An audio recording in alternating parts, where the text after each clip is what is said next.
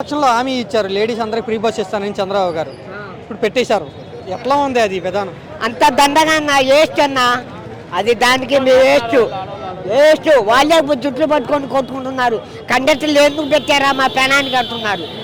ఒక్కొక్క కండక్టర్ అయితే ఏడుస్తుంది కూడా. అది అట్టుంది ఇప్పుడు.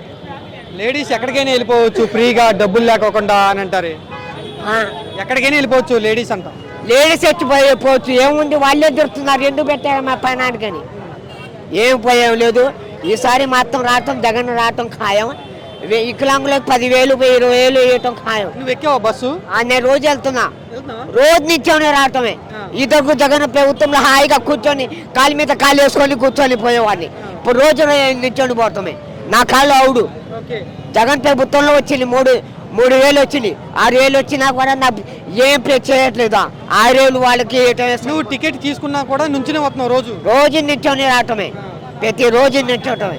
సీట్ దొరకట్లేదు. అంతా వేస్ట్. అది వాడు పెట్టిన ప్రయోజనం ఏం వేస్ట్.